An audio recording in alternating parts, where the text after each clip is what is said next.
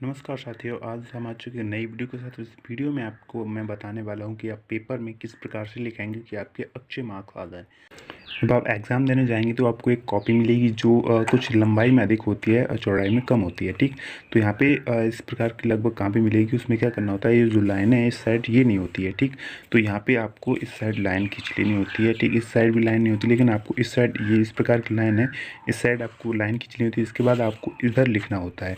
ठीक है, और हमेशा याद रखना जो लाइन आपने खींची है उसकी इधर कभी भी नहीं लिखना होता है, आपको इस साइड लिखना है। और किस प्रकार से लिखना है वो मैं यहाँ पे आपको बताऊंगा और स्टेप बाय स्टेप बताऊंगा, क्योंकि सारी कहीं मिस्टेक आपकी ना हो जाए। और ये भी बताऊंगा कि यदि आपको कोई भी क्वेश्चन नहीं आ रहा है तो उस क्वेश्चन का आपको नंबर भी मिलेगा। तो कैसे मिलेगा वो तरीका मैं आपको बताऊंगा। कोई भी क्वेश्चन आपको नहीं आ रहा है फिर भी उसका आपको नंबर मिल जाएगा। तो मैं बनी रहिए वीडियो के साथ। अब ये ब्लैक पेन की जगह आप स्केच भी यूज़ कर सकते हैं और ब्लैक इरेज़र भी यूज़ कर सकते हैं, और यहाँ पे आप ब्लैक पेन का तो यूज़ करते ही हैं। इन तीनों पेन का यूज़ आप प्रश्न लिखने में आप कर सकते हैं। प्रश्न को पूरा नहीं लिखना होता है, प्रश्न का बस एक शॉर्ट लिखना होता है कौन सा प्रश्न है। जैसे कि शुरुआत में आपका पहला प्रश्न आता है तो आप पहला प्रश्न स्केच से भी लिख सकते हैं, प्रश्न नंबर फर्स्ट, और उत्तर यहाँ पे लिखकर आप यहाँ पे उत्तर लिखेंगे ब्लू पेन से। ठीक, तो ये जो स्केच से मैंने लिखा है आप इसे ब्लैक इरेज़र से भी लिख सकते हैं और ब्लैक पेन से भी लिख सकते हैं। ठीक, तो यहाँ पे मैंने आपको ये बताया कि स्केच से आपको किस प्रकार से लिखना है। पहले आपको ये प्रश्न लिख लेना होता है। प्रश्न लिखने के बाद जो नंबर ले होता है, जैसे कि पहले नंबर का ऑप्शन का ऑप्शन है तो का ऑप्शन का उत्तर लिखना है, तो आप यहाँ पे का लिख देंगे। इसके बाद यहाँ लिखना है आपको उत्तर, और उत्तर के बाद आपको यहाँ पे जो भी उत्तर होगा उसका लिखना होता है। फिर इसी प्रकार के सारे प्रश्न आपको लिखने होते हैं। जैसे कि फिर अगला प्रश्न आपको लिखना है, यहाँ पे उत्तर लिखने के बाद फिर यहाँ पे आपको अगला प्रश्न डालना है। प्रश्न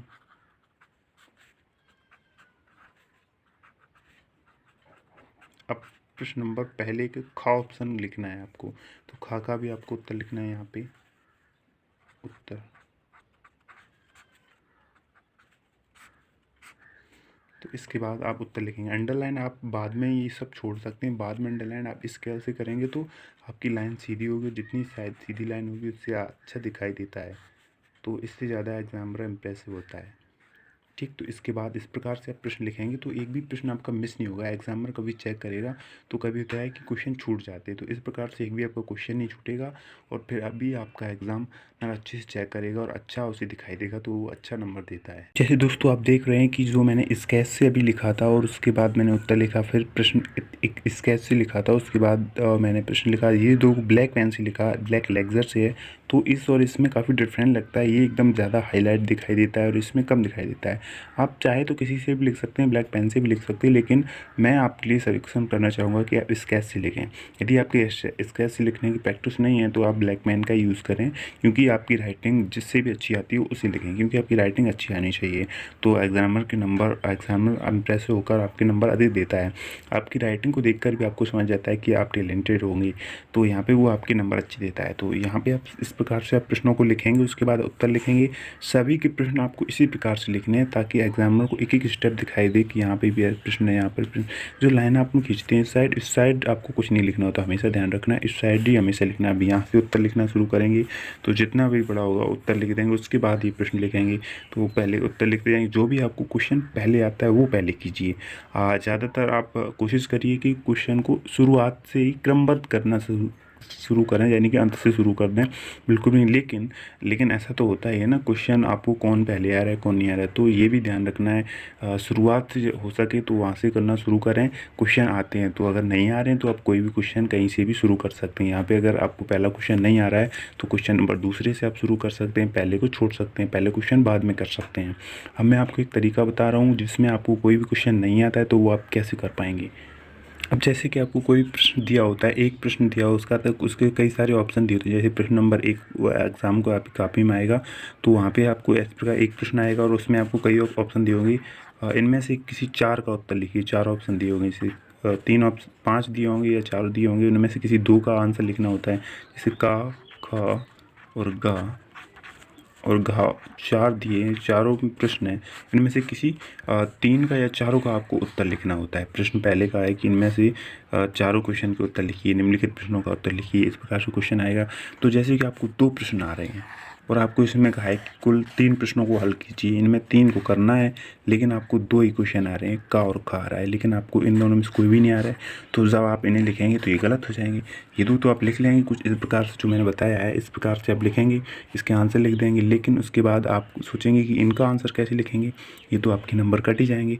तो उससे बेहतर एक काम मैं बताने जा रहा हूँ कि ये जो आपने प्रश्न लिखा है पहला और खा, इस प्रकार से लिख लेंगे, फिर छोड़ देंगे। फिर आप क्वेश्चन नंबर दूसरा डालेंगे, जो भी आपको क्वेश्चन आ रहे हैं इसको आप छोड़ देंगे दोनों को। लेकिन आपका एक नंबर इससे कट रहा है क्योंकि ये वाला आपने नहीं किया, लेकिन ये अभी नहीं करना है, मैं आपको तरीका बताऊँ, ठीक।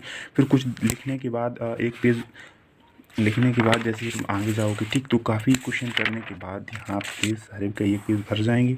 उसके बाद आप जब क्वेश्चन आगे आएंगे तो यही वाला क्वेश्चन आपको फिर से डालना है जो आपको नहीं आया था, ठीक। जैसे क्वेश्चन में डालता हूँ, प्रश्न नंबर पहले का गा करना है या घ करना है, कोई भी करना हो। जैसे प्रश्न नंबर पहले का गा करना है मुझे, ठीक। तो अब मुझे इसका उत्तर लिखना है यहाँ पे, लेकिन मुझे उत्तर पता नहीं है, ठीक। तो क्या करना है, अब मुझे यहाँ उत्तर लिखना है। तो उत्तर मुझे तो नहीं पता, लेकिन अब आपको करना क्या है, क्वेश्चन नंबर तो गा डाल दिया, लेकिन उत्तर किसका लिखना है, जो तुम्हें आ रहा है, जो तुम्हें आ रहा है, का या खा का, कोई भी लिख दो। जो आपने का उत्तर लिखा है वही आप इसमें उत्तर लिख दो। लेकिन प्रश्न कौन सा रहेगा, का। उत्तर आप इसमें लिख देंगे। तो एग्जाम में कंफ्यूज हमेशा रहता है, कई सारी कॉपी जांचता रहता है, तो उसे ये पता होता है कि ये वाला जो आंसर है हाँ पहले क्वेश्चन में है, लेकिन ये पता नहीं रहता है कि का है या गा का है। कई कन्फ्यूजन होता है क्योंकि आपने तो काफ़ी क्वेश्चन बाद लिखा है, क्योंकि इसमें आपको 50% चांसेस होते हैं कि नंबर मिल जाए। क्योंकि आप नहीं लिखेंगे तो आपके नंबर कट ही रहे हैं ना, लेकिन आप लिखेंगे तो आपको नंबर मिलने के चांस होते हैं, क्योंकि एग्जामर को देखता है आंसर। एग्जामर क्या देखता है, आंसर देखता है। आंसर देखते ही वो तुरंत आपको नंबर दे देगा, क्योंकि उसे पता है कि ये जो क्वेश्चन आए हैं इनमें से ये आंसर है। तो वो पढ़ता रहता है, उसे याद हो जाते हैं, क्योंकि कई सारे क्वेश्चन रिवीजन करते हैं। लेकिन आप यही क्वेश्चन यहीं पे लगातार लिख देंगे तो उसे पता चल जाएगा कि ये जो आंसर है ये यहीं लिखा है और गा में, तो वो नंबर नहीं देगा आपको, ठीक। तो आप 1-2 पेज बदलने के बाद वही क्वेश्चन डालेंगे, क्योंकि कोई भी क्वेश्चन हम कहीं भी कर सकते हैं, नंबर तो आपको मिलते हैं, ठीक है। तो ये क्वेश्चन बाद में करेंगे, तो लेकिन आंसर कौन सा लिखना है आपको, पहले का। इसी प्रकार से आप शॉर्ट आंसर और लॉन्ग आंसर में भी कर सकते हैं इनमें। तो ये ट्रिक अपना सकते हैं, इसमें आपके 50% चांस होते हैं नंबर मिलने के। और एक चीज़ हमेशा यहाँ याद रखना कि जो क्वेश्चन है वो कितने नंबर का है। यदि 2 नंबर का है तो 2 नंबर के क्वेश्चन से वहाँ पे आपको कॉपी पेस्ट करना होता है। यदि 4 नंबर का क्वेश्चन है, यदि 4 नंबर की 3 क्वेश्चन है, 3 में से आपको 2 आ रहे हैं, 1 नहीं आ रहा है और करने तीनों हैं, तो आप ये ट्रिक अपना सकते हैं जिसमें आप 4 नंबर का क्वेश्चन कोई भी एक आप तीसरे क्वेश्चन में लिख सकते हैं, लेकिन थोड़ी गैप करने के बाद।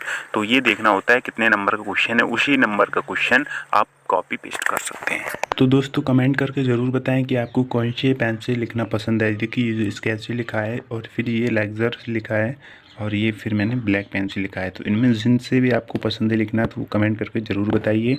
यदि वीडियो पसंद आई तो वीडियो को लाइक कर दीजिए। तो फिर मिलते हैं नेक्स्ट वीडियो में, तब तक के लिए नमस्कार।